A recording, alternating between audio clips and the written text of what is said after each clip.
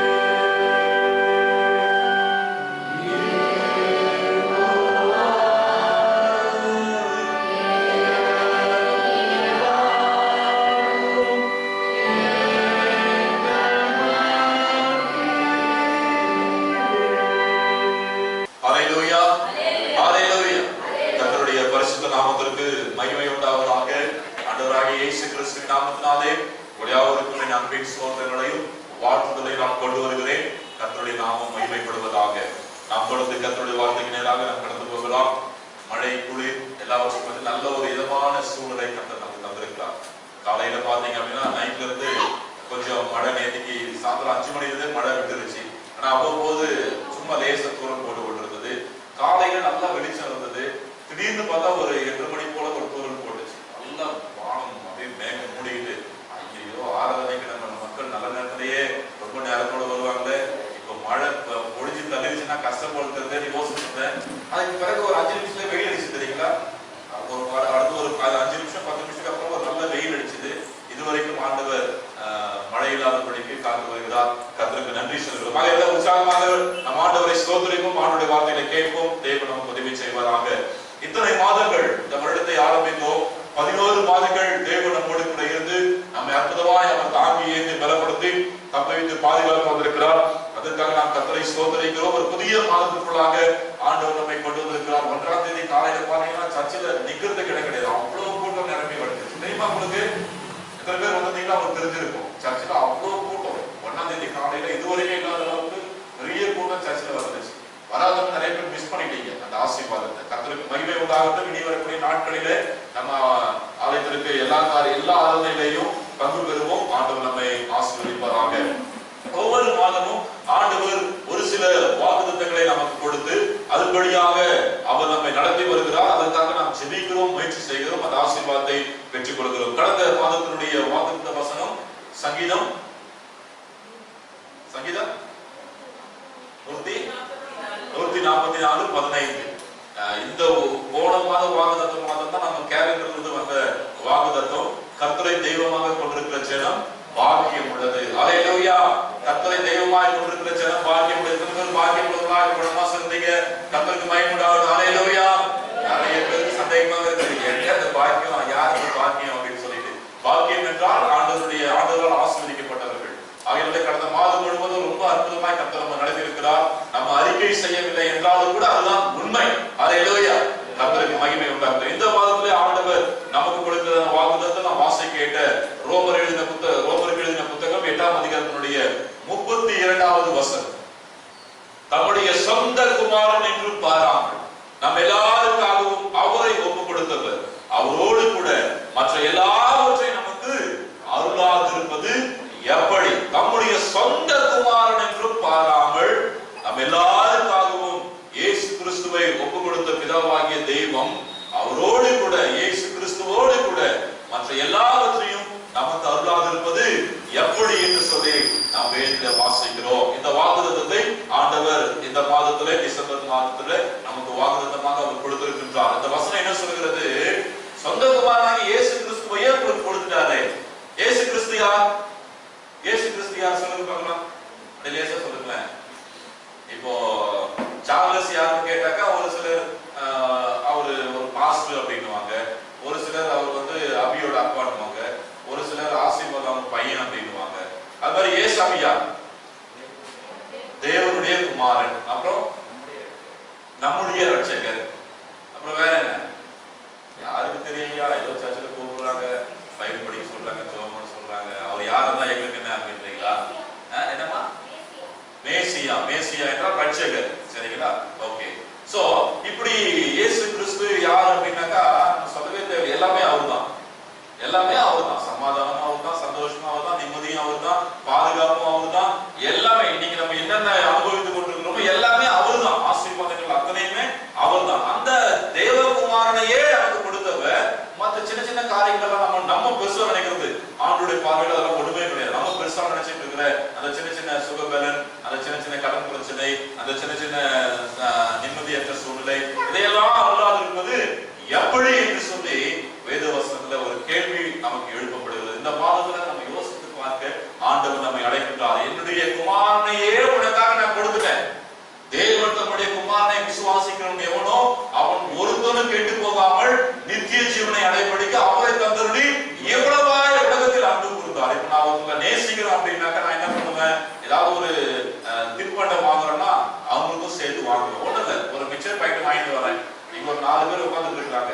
நான் அவங்களை நேசிக்கிறதுனால தான் அந்த மிக்சர் பாக்கெட் கொஞ்சம் எடுத்து ஷேர் பண்றேன். நான் அவங்களை நேசிக்கல, அவங்க மேல அன்பு எனக்கு இல்லை அப்படின்னாக்கா நான் அங்கேயே தின்னுட்டு வருவேன். ஏன்னா பாக்கெட்ல ஒடிச்சு வச்சுக்கிட்டு யாரும் பல மாதிரி அப்படி கூட சாப்பிட்டு இருக்கோம். அவங்க நேசிக்கிறதுனால அவங்க மீது அன்பு வைக்கிறதுனால தான் கொடுக்கின்ற எண்ணம் எனக்கு வருது. அது போல ஆண்டவராகிய பிதாவாகிய தெய்வம் நம்மை நேசித்தபடினாலே, நம்மில் அன்பு கூர்ந்தபடினாலே அவருடைய ஒரே குமாரனை நமக்கு கொடுத்தாரு. அவர்கிட்ட தான் எல்லாமே இருக்குது. இயேசு கிறிஸ்து கிட்ட தான் எல்லாமே இருக்குது. நித்திய ஜீவன் அவர்கிட்ட தான் இருக்குது. சந்தோஷம், சமாதானம் அவர்கிட்ட தான் இருக்குது. பிரச்சனைகளுக்கு தீர்வு அவர்கிட்ட தான் இருக்கிறது. கடன் பிரச்சனைக்கு தீர்வும் அவர்கிட்ட தான் இருக்குது. நம்முடைய வியாதி பலவீனங்களுக்கு சுகமும் அவர்கிட்ட தான் இருக்குது. மற்ற நம்ம என்னென்ன நினைச்சிட்டு இருக்கோமோ, பணம் இல்லையா, நமக்கு 50 லட்சம் பணம் வேணும், 1 லட்சம் தரக்கூடிய 50 பேர் வேணும் ஜோம் பண்ணிட்டு, அதுவும் அவர்கிட்ட தான் இருக்கிறது. நமக்கு திருச்சபைக்கு 50 லட்சம் வேணும். அது மாதிரி ஒவ்வொருத்தருக்கும் ஒவ்வொரு சில நிறைய யோசிப்பேன். ஒரு 1 கோடி ரூபாய் கிடைச்சது அப்படின்னா நமக்கு இல்ல, ஒரு 1 கோடி ரூபாய் கொடுத்தா நான் என்ன பண்ணுவேன் அப்படின்னு சொல்லி ஆண்டவர் கேட்கிறாங்க. நான் என்ன சொல்லுவேன், ஒரு 10 லட்சம் ரூபாய் கோயிலுக்கு கொடுத்துருவேன். இன்னொரு 10 லட்சம் ரூபாய் அப்படி 10 லட்சமா எங்க 3 அக்கௌண்ட் பேர்ல போட்டுருவேன். எங்க அப்பா அம்மாவுக்கு ஒரு 10 லட்சம் ரூபாய் பேங்க்ல போட்டுருவேன். அதுக்கப்புறம் 1 லட்சம் சர்ச்சைக்கு, 4 லட்சம் அங்க போயிடுச்சுன்னா 5 லட்சம் போயிடுச்சுன்னா 5 லட்சம் இருக்குது. அப்படி ஜோ எங்க வீட்டு அம்மா பேர்ல ஒவ்வொரு பேர்ல ஒவ்வொரு லட்சம் போட்டுட்டு மீதி ஒரு 2 லட்சம் அப்படி இருக்குது. இருக்கிற கடனை எல்லாம் அடைச்சிட்டு அப்படி அப்படியெல்லாம் யோசிக்கிறது உண்டு. அதெல்லாம் ஆண்டு கொண்டு இருக்குது, தருவார். அல்லேலூயா. ஏற்ற நேரத்துல கர்த்தர் தருவார். அப்போ அவர் தருவார். ஆனா வேதம் நமக்கு கேள்வி கேட்குது, அருளாதிருப்பது எப்படி? அவர்கிட்ட எல்லாமே இருக்குது, இயேசு சாமி கிட்ட எல்லாமே இருக்கிறது. அவர் எல்லாத்தையும் நமக்கு தான் தர போறாரு, நமக்கு தான் தந்து கொண்டு இருக்கிறார்.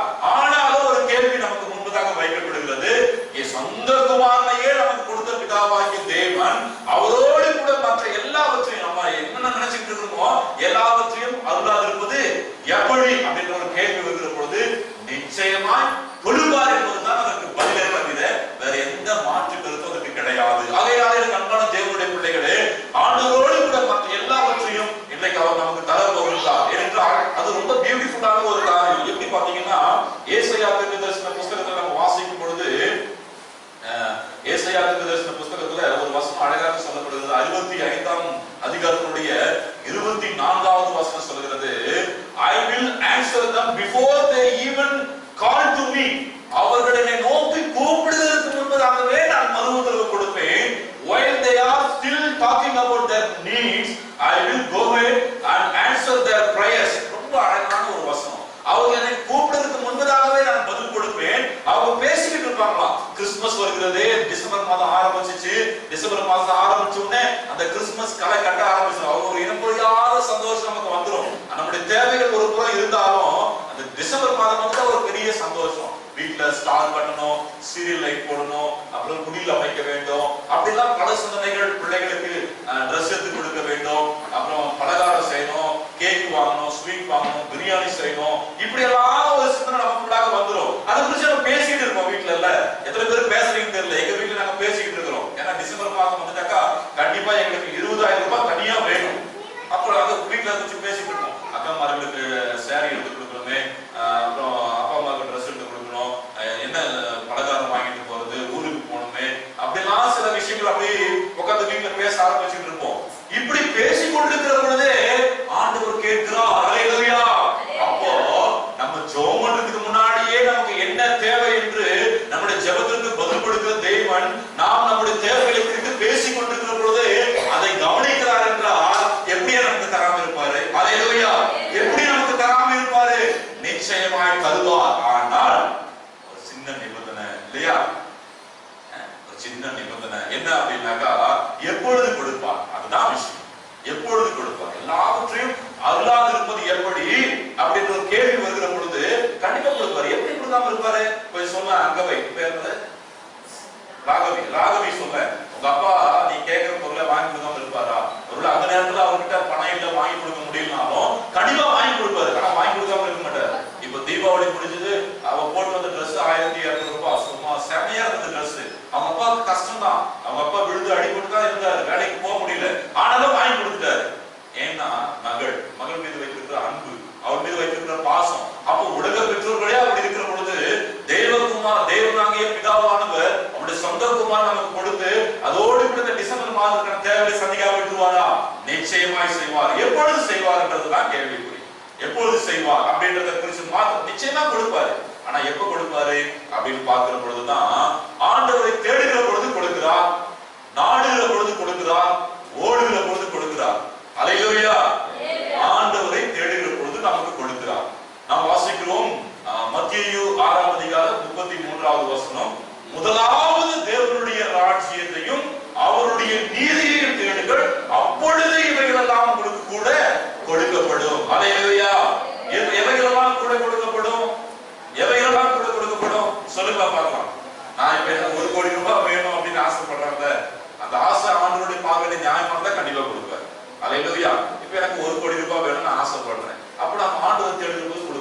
மற்றவங்களுக்கு என்ன வேணும் சொல்லுங்க பாருங்க, ஒரு லிஸ்ட் போடுங்க. இன்னைக்கு ஆண்டவர்கிட்ட கேட்போம், ஆண்டவரே எனக்கு வேணும் அப்படின்னு சொல்லி கேட்போம். வேற வேற என்ன வேணும்? சும்மா சொல்லுங்க, வேற என்ன வேணும்? என்ன மதியம் சர்ச்சை முடிச்சு போகும்போது சூட பிரியாணி வேணுமா? கர்த்தர் தருவாரு. அல்லேலூயா. அப்ப பாருங்க, முதலாவது நம்முடைய தேவைகளுக்கு முன்பதாக அதுதான் கர்த்தரை தேடுகிறது என்பது ஆண்டவருடைய சமூகத்துல வந்து நிக்கிறது. ஆண்டவருடைய சமூகத்துல போய் நம்ம ஜெபம் பண்றது. நம்ம வீட்டை விட்டு வெளியே போறோம், நம்ம தேடுறதை குறித்து நிறைய பார்த்தோம். 2 மாதத்துக்கு முன்பதாக அக்டோபர் செப்டம்பர் மாதத்துல என்று நினைக்கின்றேன். அதிகாலையில் என்னை தேடுகிறவர்கள் என்னை கண்டறிவர்கள் தான் அந்த திருச்சபையுடைய வாக்குத்தத்தம். அன்னைக்கு நம்ம நிறைய பார்த்திருக்கிறோம், எப்படியெல்லாம் ஆண்டவரை தேட வேண்டும், ஆண்டவரை தேடுகிற பொழுது கிடைக்கின்ற நன்மைகள் என்ன என்று சொல்லி. இப்பொழுதும் ஆண்டவர் திரும்ப நமக்கு ஞாபகப்படுத்துற காரியம், நான் உங்களுக்கு எல்லாவற்றையும் சொந்த குமாரனையே கொடுத்துட்டேன், அவரோடு கூட நீ விரும்பி கொண்டிருக்கிற ஆசீர்வாதம் நன்மைகள் நான் கொடுக்காது இருப்பது எப்படி? நிச்சயமாய் கொடுப்பேன். ஆனால் முதலாவதாக நீ என்னை தேட வேண்டும், என்னை தேட வேண்டும். முதலாவதாக கடலுக்காக போய் தேடக்கூடாது, முதலாவதாக பக்கத்தோட போய் தேடக்கூடாது, முதலாவதாக வேற யாரையாவது தெரிஞ்சவங்களுக்கு போன் பண்ணி கேட்கக்கூடாது. முதலாவதாக என்னை தேடு, நான் உனக்கு கொடுப்பேன். அவ்வளவுதான் விஷயம், வேற ஒண்ணுமே கிடையாது. என்னை தேடு, என்னுடைய சமூகத்துக்கு வா, என்கிட்ட சொல்லு. எவ்வளவு அழகான ஆண்டவர் பாத்தீங்களா? இந்த ஏசாயா ரொம்ப பிடிச்சிருக்கு அந்த வசனம். இதெல்லாம் நிறைய நேரமா படிச்சிருக்குன்னு நினைக்கிறேன். ஆனா இந்த பிரசங்கத்தை தயார் செய்கிற பொழுது அந்த வசனம் குறிப்பாக அப்படியே கண்படியில படிச்சு எவ்வளவு அழகான வசனம். அவங்க என்ன நோக்கி கூப்பிடுறதுக்கு முன்பதாக நான் பதில் கொடுக்கணும். அவங்க பேசிட்டு இருக்கும்போதே கேட்கிறேன், அவங்க தேவைகளை குறித்து ஆங்கிலத்தில் சொல்கிறது while they are speaking about their needs, அவங்களோட தேவைகளை குறித்து அவங்க பேசிக் கொண்டிருக்கிற பொழுது I will listen, I will hear. நான் கொஞ்சம் முன்னாடி போய் கேட்பேன், அப்ப இறங்கி வந்து கேட்பேன், என்ன பேசுறாங்க, என்ன வேணும்னு நினைக்கிறாங்க. முழுமுழுக்குள்ள சரி ஏதாவது எடுத்து அப்படின்னு அப்பா அம்மா கேட்காத மாதிரி பேசும் பார்த்தீங்களா? அந்த மாதிரி முழுமுழுக்கிற பொழுதே கர்த்தர் வந்து கேட்கிறார். அது கேட்கிற ஆண்டவர் நம்ம கொடுக்காம இருப்பாரா? கண்டிப்பா கொடுப்பாரு. ஆனா நம்ம அவரை தேடணும். அதுதான் விஷயம். என்னை தேடுங்கள், ஆண்டவரை தேடுங்கள், அப்பொழுது எல்லாவற்றையும் ஆண்டவர் கொடுப்பார். முதலாவதாக என்னை தேடுங்கள். எனக்கு வேணும், என்ன வேணுமோ, என்ன வேணா என்கிட்ட கேளு, என்கிட்ட வந்து நில்லு, என்கிட்ட கேளு. ஆனா நீங்க யோசிக்க முன்னாடியே என் வாயில் சொல் பெருமாவுக்கு முன்பதாகவே கர்த்தாவினதை அறிந்திருக்கிறேன். Before I speak, you know about my needs. நான் பேசுறதுக்கு முன்பதாகவே அறிந்திருக்கிற கர்த்தர் எல்லாவற்றையும் கொடுப்பார். ஆண்டவரை தேடுகிறவர்கள் நாம் இருக்க வேண்டும் என்று சொல்லி வேதவசனம் நமக்கு சொல்கிறது. நீதிமொழிகள் 8:17, உபாகமம் 4:29, those who seek me will find. என்னை தேடுகிறவர்கள் என்னை கண்டடைவார்கள் என்று சொல்லி வேதத்தில் வாசிக்கின்றோம். என்னை நேசிக்கிறவர்களை நானும் நேசிக்கிறேன், என்னை தேடுகிறவர்கள் என்னை கண்டடைவார்கள் என்று சொல்லி வேதத்தில் நாம் வாசிக்கிறோம். பிரியமானவர்களே, நான் வாசிக்கிட்ட ஆமோஸ் 5ஆம் அதிகாரம் 4ஆம் வசனத்திலிருந்து 6ஆம் வசனம் வரைக்கும் என்னை தேடுங்கள் அப்பொழுது பிழைப்பீர்கள். அல்லேலூயா. அங்க இங்க ஓடாதீங்க. அந்த பாஸ்டர் கூப்பிடுறாரு, இந்த பாஸ்டர் கூப்பிடுறாரு, அந்த இந்த ஜெபம் வைக்கிறாங்க, இந்த இல்ல, நீ முதல்ல கர்த்தரை தேடு. அதுதான் கர்த்தர் விரும்புகிறார். அதெல்லாம் அதுக்கு அப்புறம் தான் முதல்ல நீ தேடு ஆண்டவரை. அதுதான் வேதவசனம் வாசித்த அந்த ஆமோஸ் 5ஆம் அதிகாரம் 4-6 வசனம். கில்காலுக்கு போகாத, பெத்தேலுக்கு போகாத, அப்புறம் வேற எந்த ஊருக்கு போகாத, பேசலாமும் போகாத, நீ இருக்கிற முதல்ல நீ கர்த்தரை தேடு. அல்லேலூயா. என்னை தேடுங்கள் அப்பொழுது பிழைப்பீர்கள். நீ அங்க போற நேரத்துக்கு நீ இருக்கிற இடத்துலயே ஆண்டவருடைய சமூகத்துல அமர்ந்து கொஞ்ச நேரம் ஸ்பெண்ட் பண்ணினா ஆண்டவருடைய தேவைகளை சந்திக்கிறவராய் இருக்கின்றார். சொந்த குமாரனையே நமக்கு கொடுத்தவர் மற்ற எல்லாவற்றையும் அருளாதிருப்பது எப்படி? நிச்சயமா கொடுப்பார். அவரை தேடுகிற பொழுது கொடுப்பார். அடுத்தபடியாக சங்கீதம் 105வது சங்கீதம் 4ஆம் வசனம் சொல்கிறது, கர்த்தருடைய சத்துவத்தின் வல்லமையை நாடுங்கள். நாடுகள் என்றால் இன்ட்ரெஸ்ட், ஆர்வம். அவர் மீது ஒரு ஆர்வம் நமக்கு வர வேண்டும். கர்த்தருடைய சமூகத்தை முதலாவதாக இந்த கர்த்தரை தேடுகிறது ஒரு பர்சனல், ஒரு தனிப்பட்ட அனுபவம். ஒரு தனிப்பட்ட அனுபவம். இங்க கர்த்தரை நாடுவது அது ஒரு ஃபேமிலியாக சேர்ந்து நாடுகின்ற ஒரு அனுபவம். தனிப்பட்ட விதத்துல கர்த்தரை தேடுகிற பொழுது குடும்பமாய் கர்த்தருடைய வல்லமையையும் அவருடைய மகத்துவத்தையும் நாடுகிற பொழுது ஆண்டவர் எல்லாவற்றையும் நமக்கு கொடுக்கிறவராய் இருக்கின்றார். அல்லேலூயா. என்று பாருங்க, வேதவசனம் 105வது சங்கீதம் 4வது வசனம், 1 16ஆம் அதிகாரம் 11ஆம் வசனம் அதுதான் சொல்கிறது, கர்த்தரையும் அவருடைய வல்லமையையும் நாடுங்கள். கர்த்தரை நாட வேண்டும். அவருடைய வல்லமை இல்ல ரொம்ப. இப்போ மீனமா சாட்சி சொன்னாங்க, 7 மணி நேரம் நான் ஸ்தோத்திரம் மட்டும் தான் பண்ணேன். என் அக்கா மகளுக்கு பிரசவம் நல்லபடியா முடிஞ்சது. பிள்ளையும் அம்மாவும் நல்லா இருக்கிறாங்க. அம்மாவுக்கு எங்க அம்மா இருப்பாங்கன்ற சந்தேகமா இருந்தது. எங்க அம்மா நல்லா இருக்கிறாங்க. எனக்கு கால்வலி, அவங்க ரொம்பவே கஷ்டப்பட்டு தான் அப்படி நடந்து வருவாங்க. எனக்கு கால்வலி சரியாயிடுச்சு. ஆண்டவரை நான்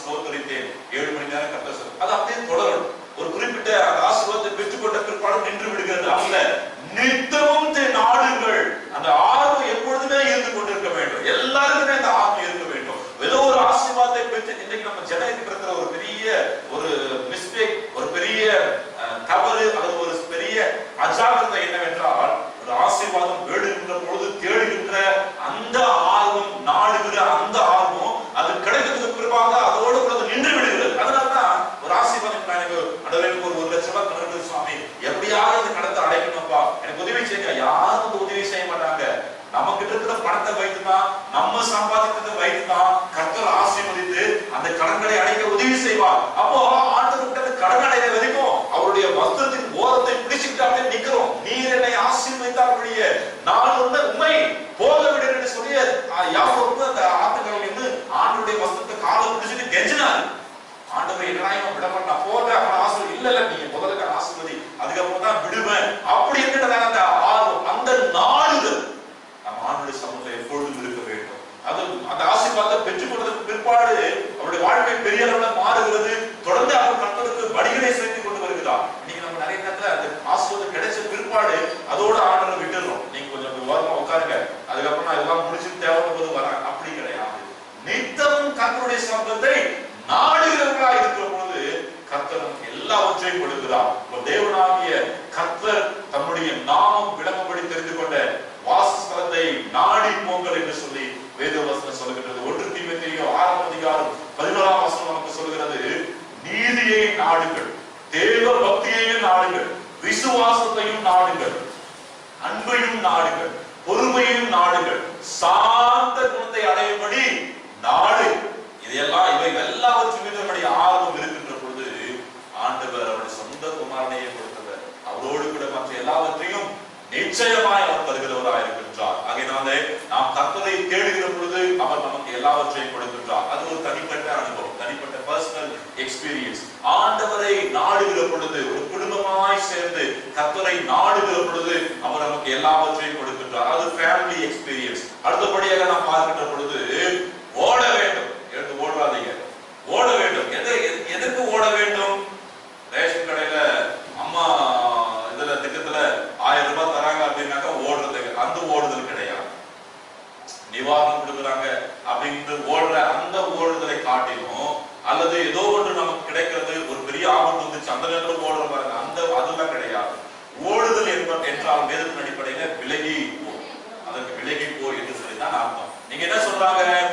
1 தீமோத்தேயு 6ஆம் அதிகாரம் 11ஆம் வசனம் அப்போஸ்தலனாகிய பவுல் தீமோத்தேயுக்கு சில இன்ஸ்ட்ரக்ஷன், சில அறிவுரைகள், சில ஆலோசனைகளை அவர் கொடுக்கிற பொழுது, நீயோ தேவனுடைய மனுஷனே, நீயோ தேவனுடைய மனுஷியே, இவைகளை விட்டு ஓடு, இவைகளை விட்டோடி, அல்லேலூயா, இவைகளை விட்டு ஓடுகிற பொழுது, இவைகளுக்கு விலகி போகிற பொழுதுதான் அவர் சொந்த குமாரனை கொடுத்த ஆண்டவர் அவரோடு கூட நாம் இன்றைக்கு விரும்பி கொண்டிருக்கிற அவருடைய 11 மாதங்கள் நாம் ஜெபித்து பிரயாசப்பட்டு கிடைக்காத நன்மைகளை நிச்சயமாய் தர வல்லவராக இருக்கிறார். விலகி ஓட வேண்டும். எவற்றுக்கு விலகி ஓட வேண்டும்? 1 தீமோத்தேயு 4ஆம் அதிகாரம் 7ஆம் வசனம் சொல்கிறது, சீர்கேடான வீண் பேச்சுக்களுக்கு விலகி ஓடு. சீர்கேடு அப்படின்னா என்ன அர்த்தம்? ஒழுக்கத்தை கெடுக்கக்கூடிய அல்லது என்னுடைய நல்ல நற்பெயரை கெடுக்கக்கூடிய அப்படிப்பட்ட வீண் பேச்சுக்களுக்கு விலகி ஓடு. சீர்கேடான வீண் பேச்சு. சிலர்லாம் நேரம் போறனாக்கா அடுத்த வீட்டுல போய் உட்காந்துக்குவாங்க. சிலர்லாம் இன்னும் அட்வான்ஸா போய் தெருவில் ஒரு 4 பேர் கூடிக்குவாங்க. கூடிக்கிட்டு அவங்களுக்கு தேவையில்லாத காரியத்தை குறித்து பேசிக்கிட்டு இருப்பாங்க. சீர்கேடு, அவங்களுடைய ஒழுக்கத்தை கெடுக்கக்கூடிய, அவங்களுடைய நற்பெயரை கெடுக்கக்கூடிய தேவையில்லாத காரியத்தை குறித்து பேசிக்கிட்டு இருப்பாங்க. உதாரணத்துக்கு இப்ப பாதை கூட்டத்துல காற்று அடிச்சுது, ஒரு மரம் விழுந்துருச்சு அப்படின்னு சொல்றாங்கன்னு வச்சுக்கலேன். இதை கேட்கிற எனக்கு யாரோ சொன்னாங்க. நான் போய் என்ன பண்ண தெரியுமா, இன்னொருத்திட்ட சொல்றப்போ, பாதை கூட்டத்துல பெரிய புயல் காற்று வந்துருச்சு, ஒரு வீட்டையே அப்படியே தூக்கிட்டு போயிருச்சு. தேவையில்லாத வீண் பேச்சு இல்லையா? இப்படிப்பட்ட வீண் பேச்சுகளுக்கு விலகி ஓடு. இன்னத்துல பத்தி எனக்கு எதுவுமே தெரியாது, யாரோ ஒருத்தர் சொல்லியிருப்பாங்க, அவங்க உண்மையாவே நல்லவங்களா இருப்பாங்க. எல்லாருக்குமே பிளஸ் மைனஸ் 2 விஷயம் இருக்கு. நல்லவங்களாக சில நேரத்துல சில தேவையில்லாத குணங்களும் இருக்கிறது. ஆனா நல்ல குணங்களை நம்ம அதிக நேரத்துல பார்க்கறது இல்லை. தீமையான குணங்கள் அவங்க கிட்ட இருக்குதுன்னு நமக்கு தெரிய வந்துருச்சு வச்சுங்களேன். விவாதி பொய் சொல்லிட்டான் அப்படின்னா நான் என்ன பண்ணுறேன்னு சொல்லும் போது, விவாதி வாயத்தாவே ஒரே பொய்யதான் பேசிட்டு இருப்பான் அப்படின்னு சொல்லுவேன். அவர்கிட்ட நிறைய நல்ல விஷயங்கள் போய் சொல்ல மாட்டேன். இப்படிப்பட்ட சீர்கேடான ஒழுக்கத்தை கெடுக்கக்கூடிய வீண் பேச்சு, எனக்கு தேவையில்லாத பேச்சு, அதை குறித்து பேசி கொண்டிருக்காங்க. அதற்கு விலகி ஓடுங்க. அப்படி அந்த வீண் பேச்சு பேசுறவங்க எப்படி இருக்காங்களா, தெருவில் போயிட்டு பைக் வசனம் சொல்லுது, தெருவில் போயிட்டு இருக்கும்போது எனக்கு அடாத வழக்குல தலையெடுக்கிறவன் நாயின் காதை பிடித்து இழுக்கிறவனுக்கு சமானமா இருக்குன்னு நீதிமொழியில் ஒரு வசனம் சொல்லுது. தெருவில் போயிட்டு இருக்கும்போது நம்ம பாட்டு போயிட்டு இருக்கோம், ஒரு நாய் பாட்டு போயிட்டு இருக்கோம், திடீர்னு அந்த காதை பிடிச்சி திருமணம் வச்சுக்க என்ன பண்ணோம், பாவுன்னு பிடிச்சி குடிக்க தரணும். அது சொறி நாயா, வெறி நாயா, நல்ல நாயா, எந்த நாயான்னு தெரியாது. குடியும் ஒரு கடி கடிச்சதுன்னா அதுக்கப்புறம் 3 மாசம் கறி சாப்பிட முடியாது.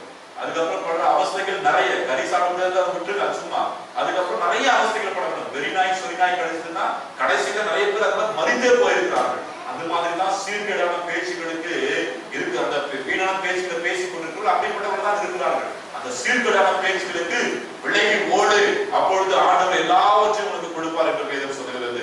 2 தீமோத்தேயு 2ஆம் அதிகாரம் 22ஆம் வசனம் 23ஆம் வசனம், யாத்திராகமத்தின் புத்தகம் 20ஆம் அதிகாரம் 17ஆம் வசனம், இச்சைகளுக்கு விலகி ஓடு என்று சொல்லி வேத வசனம் சொல்கிறது. இச்சைகளுக்கு விலகி ஓட வேண்டும் என்று சொல்லி கர்த்தருடைய வார்த்தை நமக்கு சொல்லுகிறது. அது மாத்திரமில்லாமல் 1 கொரிந்தியர் 14ஆம் அதிகாரம் 10ஆம் அதிகாரம் 15ஆம் வசனத்திலே விக்கிரக ஆராதனைக்கு விலகி ஓடு என்று சொல்லி வேதம் சொல்லுகிறது. இந்த விக்கிரக ஆராதனை என்பது என்னன்னா, ஏதோ ஒரு கல்ல மண்ணை வச்சு கும்பிட்டு இருக்கிறது, அது மாத்திரம் விக்கிரக ஆராதனை கிடையாது. அல்லது ஒரு போட்டோ வச்சு கும்பிட்டு இருக்கிறது, அது மாத்திரம் விக்கிரக ஆராதனை கிடையாது. என் தேவனுக்கு நாம் கொடுக்க வேண்டிய முக்கியத்துவத்தை, என் தேவனுக்கு கொடுக்க வேண்டிய ஃபர்ஸ்ட் பிரையாரிட்டியை நாம் கொடுக்காமல் வேற எந்த காரியத்துக்கு நாம் செலுத்திக் கொண்டிருந்தாலும் அது விக்கிரக ஆராதனை தான். ஒருவேளை என்னுடைய முதலிடம் என் ஆண்டவருக்கு இல்லாதபடிக்கு என்னுடைய குடும்பத்திற்கு இருக்குமே ஏன்னா, என்னுடைய முதலிடம் என் ஆண்டவருக்கு இல்லாதபடி என்னுடைய வேலைகளுக்கு இருக்குமே ஏன்னா, என்னுடைய முதலிடம் என் ஆண்டவருக்கு இல்லாதபடிக்கு என்னுடைய வேற எந்த காரியத்துக்கு இருக்கு, அதாவது விக்கிரக ஆராதனை. அப்படிப்பட்ட விக்கிரக ஆராதனை விலகி ஓடு என்று சொல்லி கர்த்தருடைய வார்த்தை சொல்கிறது. பிரியமானவர்களே, நம்முடைய சொந்த குமாரன் என்று பாராமல் நம்ம எல்லாருக்காகவும் அவரை கொடுத்தவர், அவரோடு கூட மற்ற எல்லாவற்றையும் நமக்கு அருளாதிருப்பது எப்படி? நிச்சயமாய் தருவார். எப்படி தருவார்? அவரை தேடுகிற பொழுது தருவார். அவருடைய சமூகத்தை நித்தமும் நாடுகிற பொழுது தருவார்.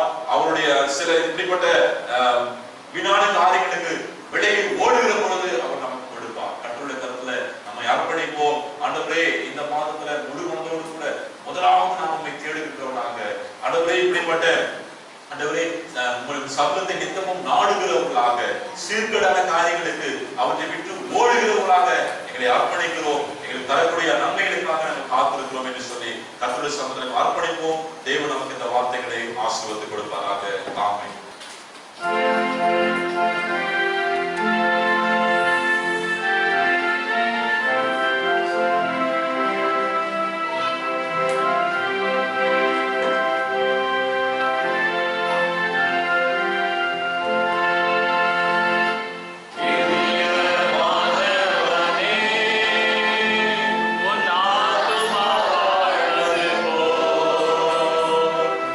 எல்லா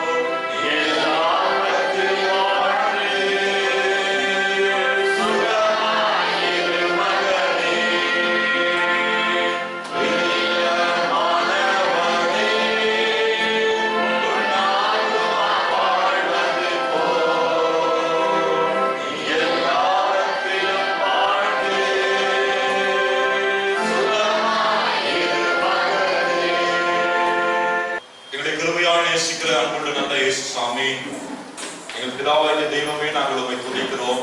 உம்முடைய சொந்த குமாரன் என்றும் எங்களுக்கு மாறாமல் எங்கள் எல்லாருக்காகவும் அவரை தந்தருளினரே. அவரோடு கூட மற்ற எல்லாவற்றையும் அருளாதிருப்பது எப்படி என்ற ஒரு கேள்வி எங்களுக்குள்ளாக எழுது சாமி.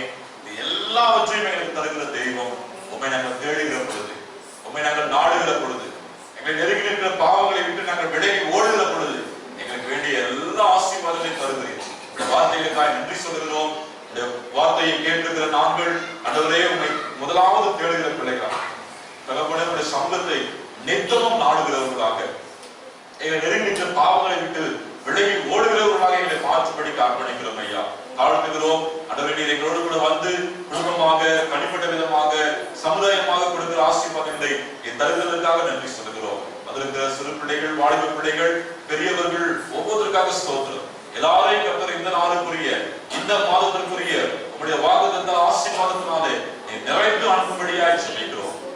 ஞானமான காரணங்களால், தடைகளால் இன்றைக்கு எங்களோடு கூட சேர்ந்து ஆராதனை கலந்து கொள்ள முடியாதபடிக்கு ஒருவேளை வீடுகளில் அமர்ந்து எங்களோடு சேர்ந்து உண்மை துதிக்கிற, உண்மை ஆராதிக்கிற, இந்த காணொலியின் மூலமாக உங்களுடைய நாமத்தை பார்த்து மகிமைப்படுத்திக் கொண்டிருக்கிற ஒவ்வொருத்தருக்கும் இந்த ஆராதனை நாங்கள் பெற்றுக்கொண்ட இதே நன்மைகள், ஆசீர்வாதங்கள் உங்களுடைய நாமத்தினாலே கடந்து போகும்படியாக நாங்கள் சொல்லிக்கிறோம் ஐயா. நமக்கு நன்றி சொல்லுகிறோம், எங்களை தாழ்த்துகிறோம், அர்ப்பணிக்கிறோம். உங்களுடைய பந்தியிலே பங்கு பெற்றிருக்கிறோம் ஐயா. நாங்கள் பரிசுத்தமாகவும் உமக்கு சாட்சியுள்ள வாழ்க்கையை வாழ கிருபை தர சொல்லிக்கிறோம். சமூகத்தில் வருகிற பொழுதெல்லாம் வெறுமனே வராதபடிக்கு கர்த்தர் எங்களை ஆசீர்வதித்து திறந்து எங்களால் முடிந்த காணிக்கைகளை கொண்டு வரும்படி கிருபை செய்கிறேன். உமக்கு நன்றி. இந்த காணிக்கைகள் உங்களுடைய ஊழியத்திலே பயன்படுகிற பொழுது வரக்கூடிய எல்லா நன்மைகளும், ஆத்தும ஆதாயங்களும், ஆசீர்வாதங்களும் இந்த காணிக்கைகளை படைத்த ஒவ்வொரு பிள்ளைகளையும் அவருடைய கையில் சம்பாதிகளும் வந்து நிறைவேறும்படியாக நாங்கள் செபிக்கிறோம் ஐயா. நன்றி சொல்லுகிறோம். இன்றைக்கு ஆலயத்திற்கு புதிதாக வந்திருக்கின்ற உடைய பிள்ளைகளுக்காக ஸ்தோத்திரம். உடைய பிள்ளைகளுடைய நாமத்தினாலே நாங்கள் ஆசீர்வதிக்கிறோம். அவர்கள் வாழ்ந்து சுகித்திருப்பார்களாக. தொடர்ந்து உடைய கிருபை பிரசன்னம் இந்த வாரம் முழுவதும், விசேஷமா இந்த மாதம் முழுவதும் எங்களோட வரணும். இயேசு சாமி மூலமாய் எங்களை தாழ்த்தி அர்ப்பணித்து செபிக்கிறோம் எங்கள் ஜீவனுள்ள நல்ல பிதாவே, ஆமென். தேவனையும் அவருடைய குமாரனாகிய நம்முடைய நாதர் இயேசு கிறிஸ்துவை பற்றி அறிவிலும் அன்பிலும் நாம் நிலைத்திருக்கும்படி எல்லா புத்திக்கும் மேலான தெய்வ சமாதானம் நம் இருதயத்தையும் சிந்தையையும் காக்க கடவுது. பிதா, குமாரன், பரிசுத்த ஆவியானவருமாகிய சர்வவல்லமையுள்ள